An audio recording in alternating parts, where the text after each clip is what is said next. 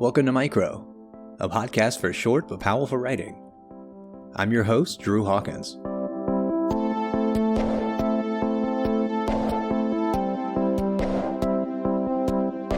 These three pieces are a blend of poetry and microfiction, all containing notes of discordant belonging, wanting to belong, or wanting to escape.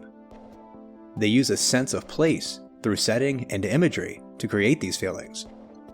This first piece is a brief and beautiful poem full of powerful imagery, depicting pilgrims and oranges, family and struggle. It's called Pomorandža. It was written by Julie Larick and published by Perhappened. Enjoy.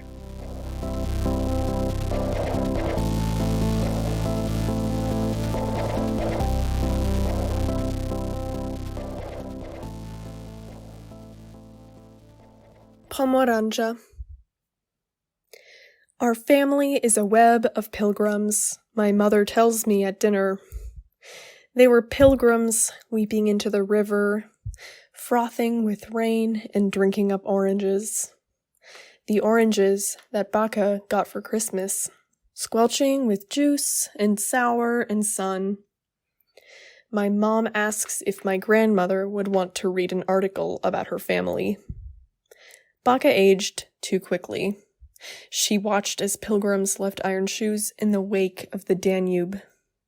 Her father, the wine-dipping man, sinking like the orange in water, an O on his lips. Yes, she would want to read about those years on the Danube, those rainfalls and those sun showers, and that stinging grief on our eyelids, net of slain fruit on our palms.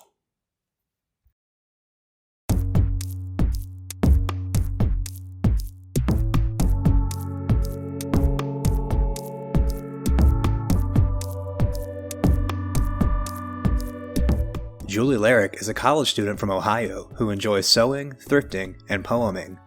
You can find her on Twitter at CrookieShanks, on Instagram at JAnnLarick, or on her website at julielarikwriting.com.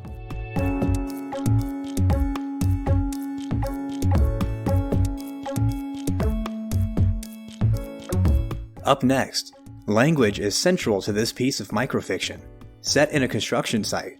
But rather than a barrier or an opportunity for connection, it's used as an avenue for exploration. It's called I Speak Spanish from the Tops of Pyramids.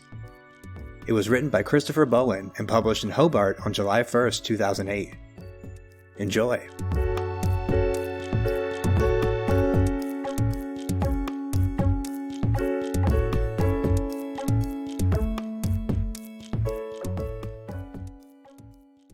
I speak Spanish from the tops of pyramids. Miguel speaks Spanish and I speak Spanish, and Miguel has no idea I do. He lays block while I bring block, and still he has no idea, calling me a perro. He laughs and jokes with the other migrant workers. But I speak Spanish from the tops of pyramids, and they have no idea. I am like the only child of a Mayan woman and Spaniard man from centuries ago. And I sweat like an Egyptian slave building these pyramids, but what are really basements for houses 4 bedrooms strong and sturdy and developed. I speak Spanish from the tops of pyramids because speaking it here could get me killed. I saw Miguel open up a bag of mortar yesterday with a switchblade. Men don't just come around one of those. And I breathed in the dust of concrete mix that was pulled from the mixer by winds of the Pharaoh. The same that blew the day he died before the times of Christ. Mother taught me to forgive. Senor Smith taught me Spanish. But Miguel taught me to speak Spanish from the tops of pyramids, because some days when we finish the basement and my muscles gyrate from the shock of the day and the day is still young, we go home early. Unless it's between noon and 1 and then another pyramid to start. Then the Mexicans start a fire under the unfelled trees at the perimeter of the lot, using empty mortar bags, and then drink beer. I get to clean the site of scaffolding and planks and unused buckets of concrete, 60 pounds strong. And to be honest, I don't speak Spanish from the tops of pyramids, but imagine myself on the wall, the day's work done, shouting at Miguel and calling him worse than he ever called me. And he follows me into the pit of the basement with pebbles for drainage and pebbles to kick at him, and he pulls Senorita, his switch, from his back pocket. And I imagine a day I will not be a slave. I imagine a day like that when the student becomes the teacher, a day when I have a better job.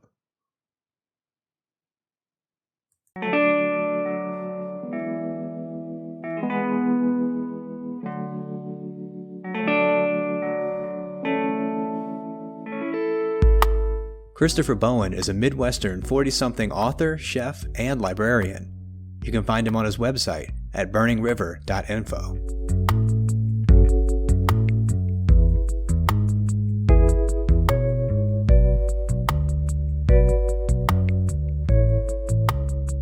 Our final piece is a brief and rain-filled microfiction that blends various emotional ties to one highway, creating a rich and complicated story of two people and their relationship. It's called Highway 25. It was written by Lindsey and published by X-Ray Literary Magazine. Enjoy.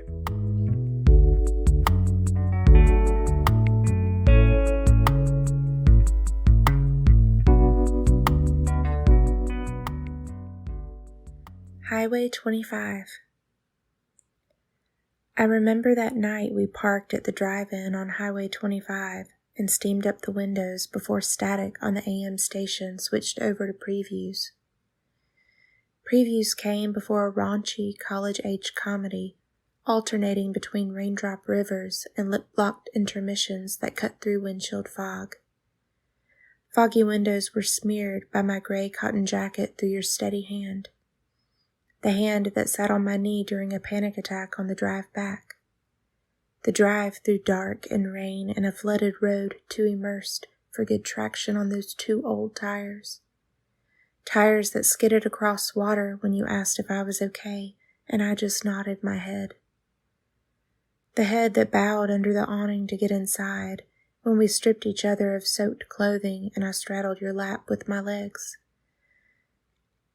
We took laps around our troubles, the anniversary of your mom's death passing quietly with brute force, the burdens of raising two boys alone and my cycles of manic depression, and I told you I loved you and I was sorry it was a tough night, tough year. Tough tears you deny when your eyes welled up and so did mine, and we had the best sex we'd ever had on that couch while the rain just poured and poured. Words poured through your salt and pepper beard, piercing my paper skin, leaving red welts I wish I could have peeled off and saved for now, when I wonder if you still make the drive to work down Highway 25, or if you finally gave them the middle finger and found something better, found someone better.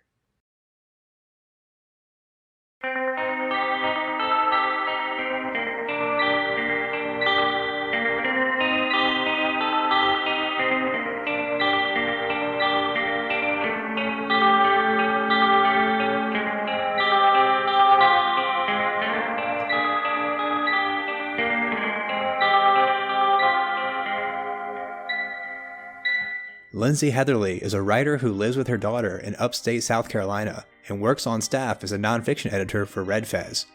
You can find her on Twitter at Rydenmarzi, on Instagram at Rydenmarzi, or on her website at r3dwillow.wixsite.com/Rydenmarzi. Micro is edited and curated by Dylan Evers and produced and hosted by me, Drew Hawkins. Our theme song is by Matt Ordez. You can find all of the information about this episode's writers, their featured work, and the publications where they were published, as well as a transcription of this episode in the show notes. Subscribe to the show on Spotify, iTunes, Google Podcasts, or wherever you listen to podcasts, and check out some of our other episodes. We're also now on YouTube, so if you need subtitles, you can check us out there. And of course, you can always find our shows at micropodcast.org, and you can follow us on Twitter, Facebook, and Instagram at Podcast Micro. Thanks for listening.